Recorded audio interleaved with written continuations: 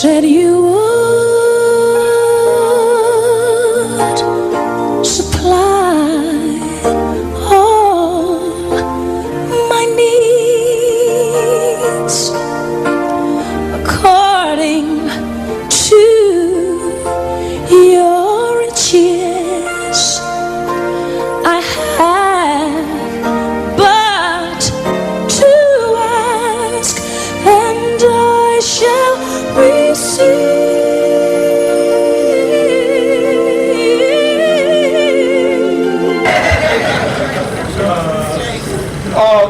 I want y'all to give it up for the cast members. Michael Hubbard.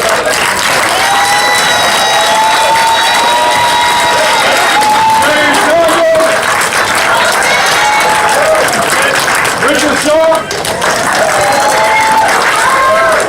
Deborah Wood. Now come on down, come on down. When I first saw the trailer, I saw the crash, I saw, and I said, oh my goodness, they are making us look like we are the worst city in the world. So then, someone posted a picture with me with Chief Hubbard from the past, and I said, I love Chief Hubbard, but they're really making us look bad. And so he contacted me and said, you have to see the whole film. So I said, okay. When I saw the film, I must admit, I believe personally that we have the best police force in the United States of America. And I believe that this film depicted that. The love, the compassion, the diligence, and the service that is rendered in our community is unmatched. So, therefore, we want to thank the co-producers and our officers. And we're just going to start off with a couple of questions to the panel. The director, Mr. Zemelis. One of the questions that I have is, first of all, how did you choose your team? So the process of this film began over 3 years ago now, and it actually, Vince Vaughn, the actor, has a production company, and he had teamed up with AT&T Original Documentaries and Audience Network, where the film's going to air. The premiere is tomorrow night, the broadcast premiere on Audience, so that's where people can see it. And it'll be streaming on DirecTV and Audience Network. So they reached out to us, and they had interest in doing a documentary that was going to follow police officers and residents in high crime areas. And in our initial conversations, we didn't know where we were going to film. And I think there was just a real interest in trying to go beyond what we see in the mainstream news media and go into the complexity of what is happening all around the country in communities with residents and cops.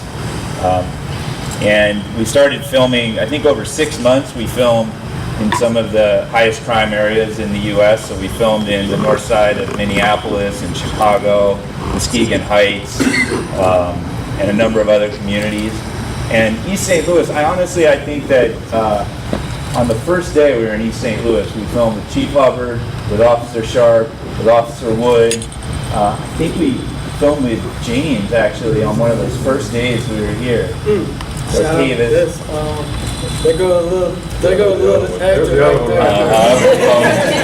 And there was just something about East St. Louis that, then we were filming in East St. Louis and Chicago, and it was Muskegon Heights, and we were doing all three cities, and then it was just East St. Louis. And I think it had to do with feeling like there was a portrait, not just of the individuals that are up here, but of a whole city, that it felt really important to us. It felt like these people were really dynamic and really open, and were giving us the access that we wanted to not just depict, the cops and what's going on in the Roosevelt homes, but really to kind of see the human behind the badge and the humans in the community. And so it just felt like it was everything in this one community.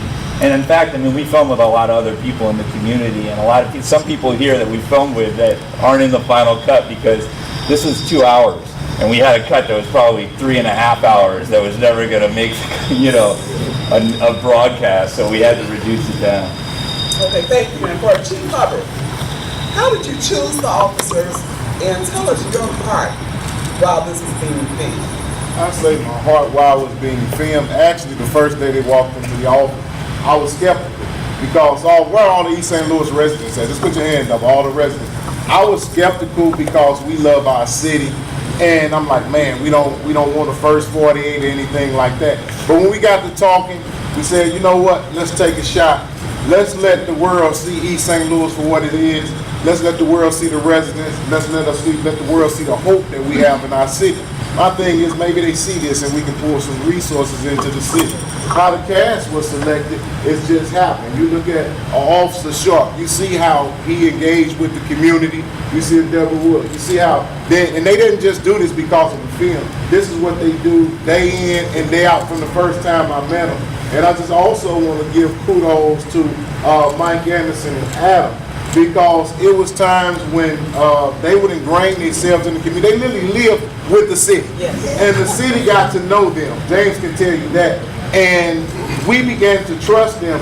And a lot of that footage, and thanks to Mike for allowing them to come, a lot of that was because of the community trusting in them. So I want to give you all kudos.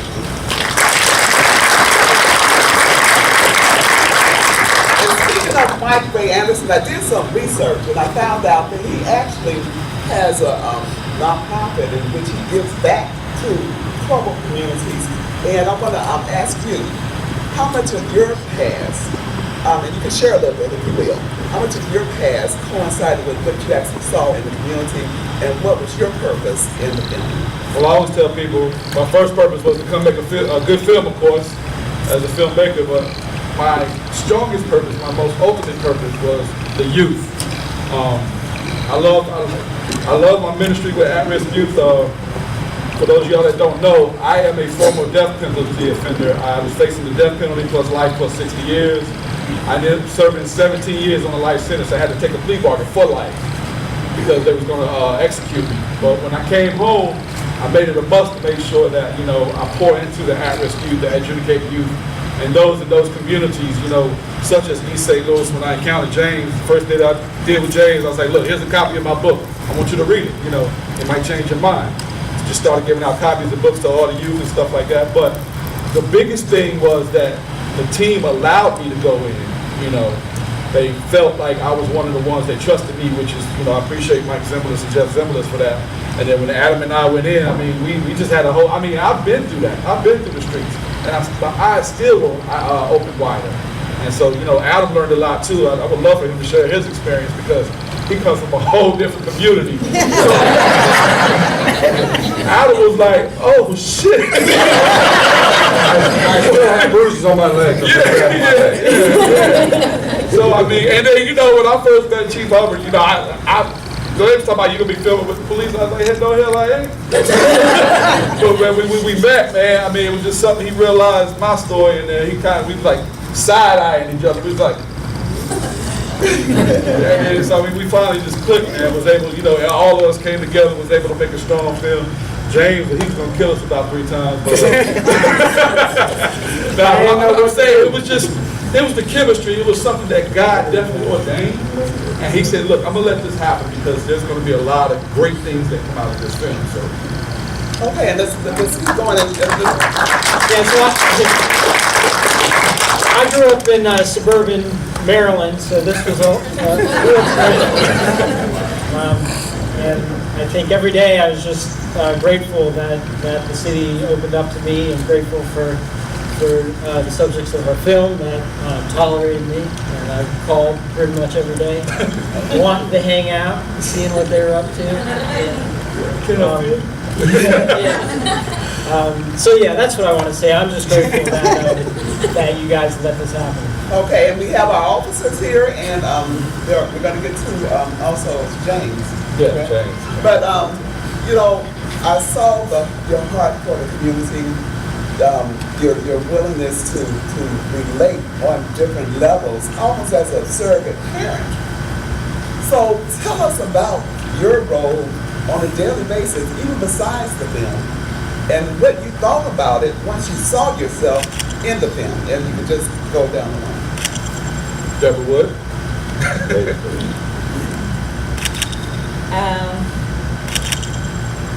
When you're out there, it's like you see the person, especially me, I like the youth. I love the youth, I want to be able to help. That's my prayer every day, that I can go out there and change something for somebody, especially somebody cooking. And I tell them, I say, East St. Louis is just a small pinpoint on them. Go somewhere else and find something different. Get away from what's out there. There's a lot of positives in East St. Louis. I'm not from here, I'm from Mississippi. So when I came here in 11th grade, I adapted to it and I wanted to change something. So when I go out every day, that's my prayer. When you do that prayer, roll call, that there's nothing that's going to happen in change. But it often changes a lot. But I want to go home and win. For the game. And you must be the funniest cop I've ever had. Tell us a little bit about yourself. East St. Louis took me in. I don't feel what anybody says. I've been there 6 years, and I feel like I've been there 50. Seems like everybody knows me. It's so easy to talk to people. I have zero. I shouldn't. This is probably relaxed on my part. I have zero concern for my safety in St. Louis. I can talk to anybody. I talk to the kids. I talk to the old folks. I mean, you're older. I can talk to the older people. It's just East St. Louis. Like I said, I think it's the city that everybody forgot about because you see everybody putting money into all these other communities. And I look at East St. Louis, I'm thinking this is the city that most needs it the most. Yet we can have 6 murders and we won't even hit the news tape. Yet 3 cars get broken into in Belleville or Turkey Heights, so I'm not picking on anybody, but that's front page news. And it's just, that's why I put so much into the community. That's why I try to help everybody out like that, because nobody else is. I'm not trying to, I'm not keeping anybody's corner, but that's why I appreciate these guys doing it, because I figured, you know what, this might show a light on what we deal with on a daily basis. And it is because of the economic situation. And you know what, we hear so much about dads who don't want to care for their children. Here's a young man who's willing to take care of his family.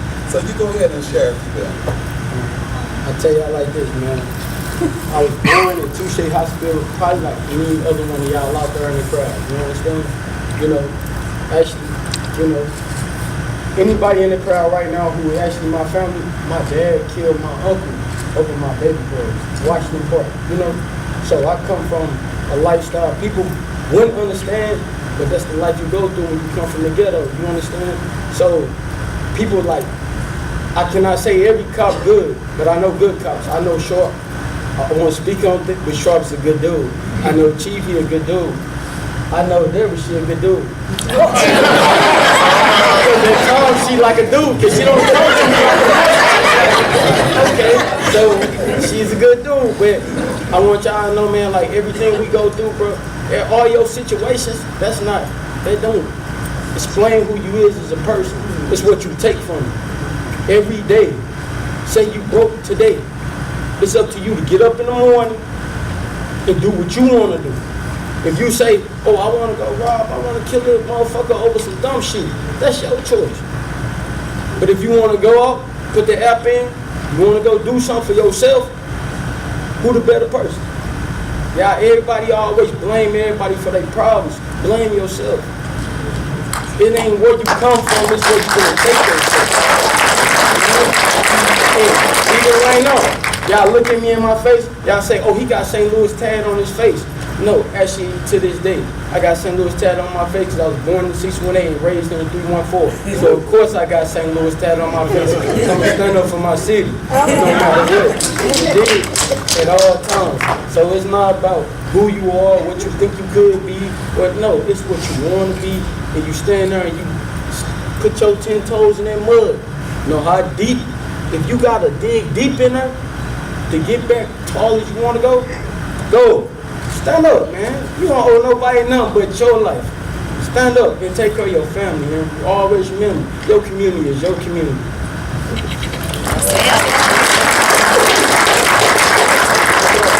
You remember in the film something he said that really hit me. He said you can move, you can go other places, but you're taking yourself with you. So the change has to start within. So Mom, did you get that from you? I don't know. Oh, I'm sorry. Go take this, Mom. I'm sorry. Okay. Mom is actually in the crowd right there. Oh, she here. Speaking of the film, I'm gonna be checking your car next time you see it. Okay. We're going to take this moment. You'd like to have some few words. As I get to know him, we became family. And one thing I can say about Mike is, it didn't matter what kind of kid he was, he always encouraged any kid that he didn't ever been around that I didn't see. Even for take friends, the ones who get in trouble, he would try to talk to them. He tried to talk to all the kids that I know of. They actually part of my family now. We're like family. She make a mean sandwich. Quite honestly, most of us from East St. Louis realize that we have so many great people who come out of East St. Louis, Illinois. I mean, we have scientists, ambassadors. When I was in high school, we had the best chess team in the country. So we're known for much more than sports, but we are known for sports. And I think your child demonstrated that diamond that comes out of our community. And there's so many more there. At this point, if we have time, I would like to get a couple of questions from the audience. Okay, right here, babe, with the bed.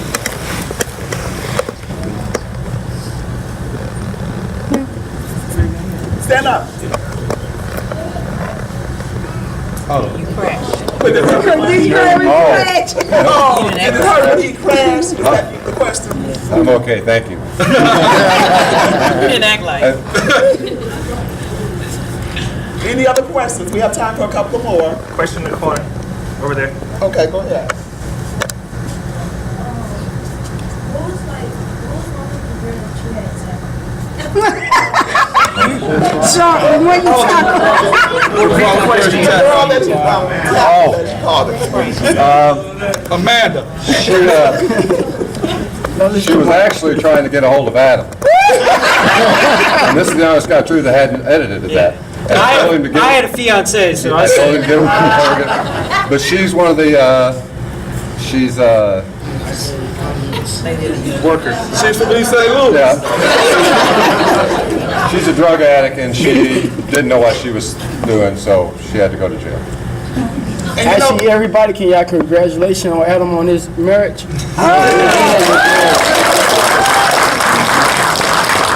You know what was unique to me, because I didn't realize how many Caucasians we have in East St. Louis. But it was unique that was shown because it shows a different face on our community. It's not just a black problem, this is a human issue in our community. We have time for maybe one more question? Yeah, right in front. Yes, sir. Let's take two. Go ahead. What did you say? First off, I'd like to thank you all for giving East St. Louis a face, not just in the local community, but hopefully this movie will go global, and people will see East St. Louis for the good people that are in there. Definitely. As we all know, Election Day was yesterday. I don't know if any of the politicians are in the audience that were coming to the city asking for the votes. Any of the audience right now? All right. Okay, thank you for being here. Because I think that's one of the problems is that East St. Louis is not disposable just to come down when it's election time. Hopefully this movie, you all won't stop here, that this movie will be used to get East St. Louis what it needs, police officers, resources. So again, thank you to the producer.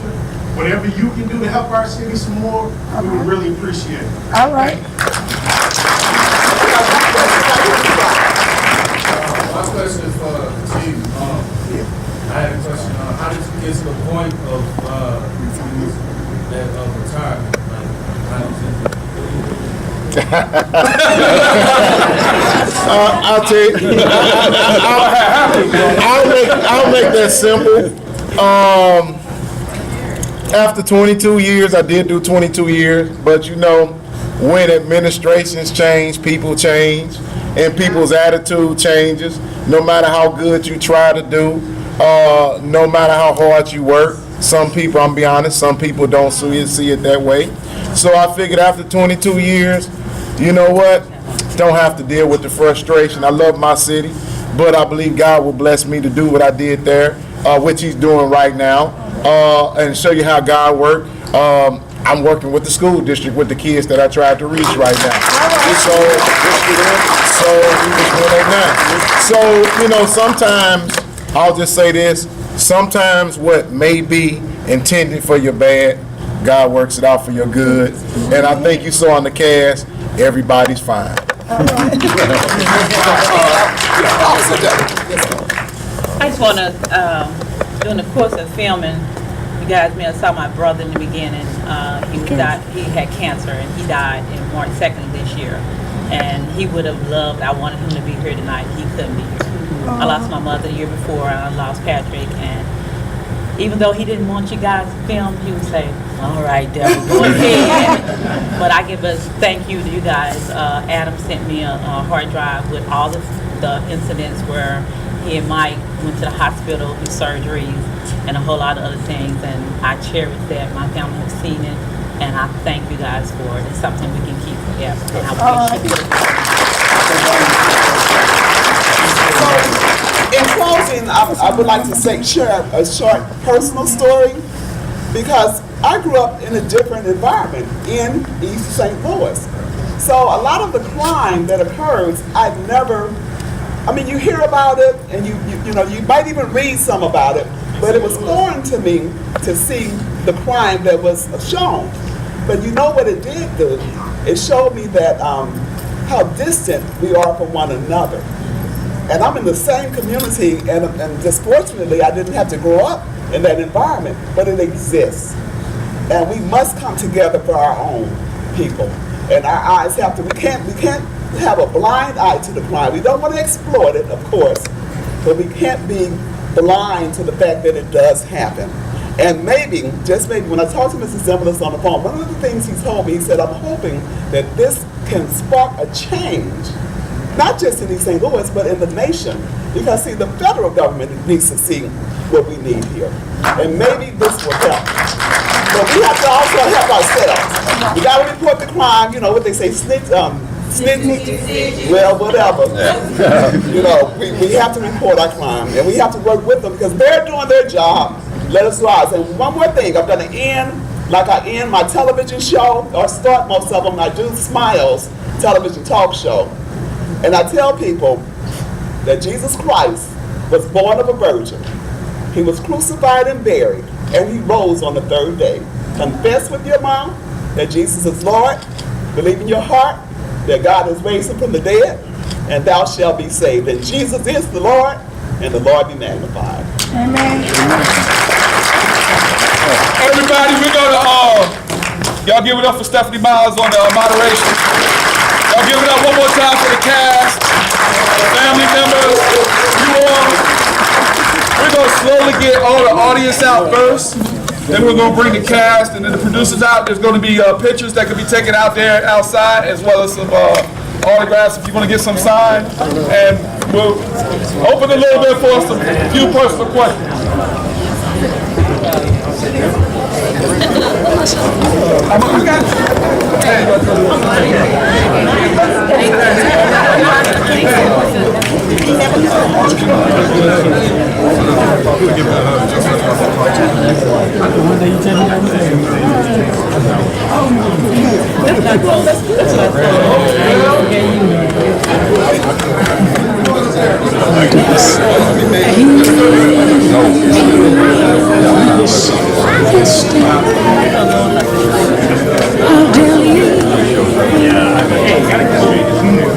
You said you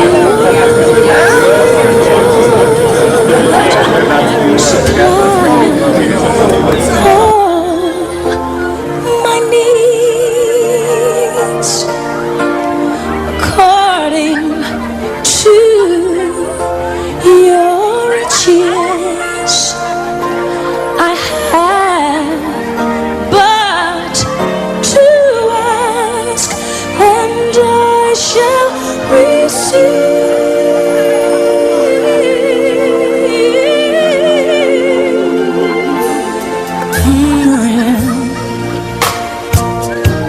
to go from here and share this love you gave to me, to show someone who's lost and help them find their way, the way to truth and faith, so they can be free like me, be free like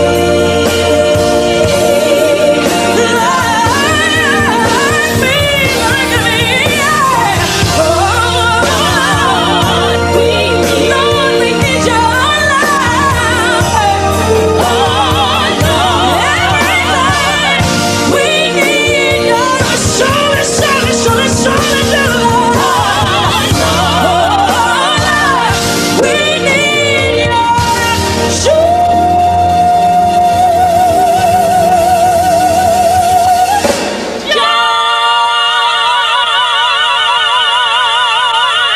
feast.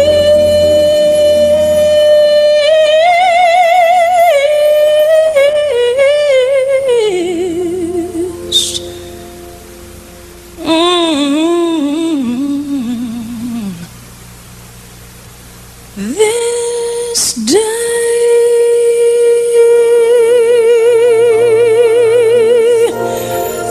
we need you right now.